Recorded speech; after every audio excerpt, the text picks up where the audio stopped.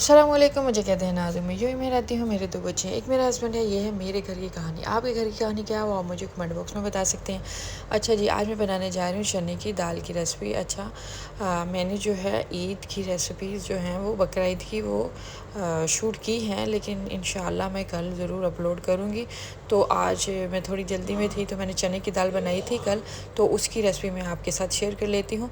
तो यहाँ सबसे पहले मैंने यहाँ प्रेशर कुकर लिया है, तो उसमें अनियन मैंने एक अदर डाला है, साथ में अदरक लहसुन का पेस्ट है रेगुलर 1 चम्मच, और 1 टमाटर मैंने ऐड किया। मैंने थोड़ी सी दाल बनानी थी, तो अभी मैंने इसको थोड़ी देर प्रेशर दे दिया ताकि मसाला जो सॉफ्ट भी हो जाए और अच्छे तरीके से गल जाए।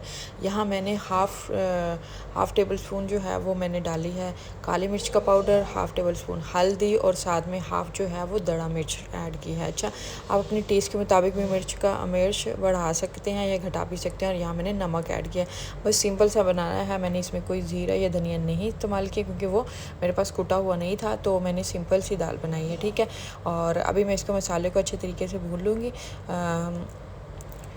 जब तक ये भुनेगा। और मैं दाल ले आती हूँ। दाल मैंने इसके अंदर ऐड कर दी है। ये मैंने सोक करके पहले रखी हुई थी। मैंने बकरा ईद पे शामी बनाए थे, तो उसमें से ये कुछ लेफ़्ट ओवर थी मेरी दाल, मैंने सोक करके ये रखी हुई थी। तो वो मैंने सोचा मैं आज ये बना लेती हूँ कि डेली जो है वो गोश्त खाया नहीं जाता।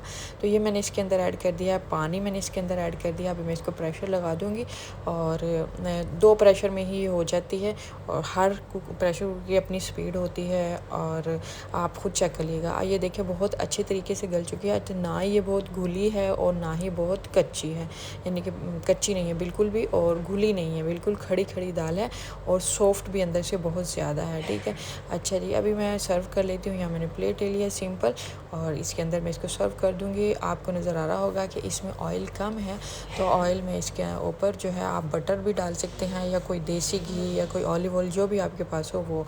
आई होप कि आपको ये मेरी रेसिपी सिंपल सी पसंद आएगी। अगर पसंद आए तो शेयर कीजिए, लाइक कीजिएगा। इंशाल्लाह ईद की जो है वो रेसिपी मैं आपके साथ जो है वो मैंने जो कुछ बनाया था वो शेयर करूँगी, लेकिन मैंने सारी डिटेल में नहीं बनाई, बस एक आधी ही बनाई है। अच्छा जी, ये मैंने साथ लेमन रखे हैं इसके साथ, और साथ में मैंने इसको गार्निश किया है अदरक के साथ और धनिया के साथ। अस्सलाम वालेकुम, मिलूँगी आपको नेक्स्ट रेसिपी में। Bye bye.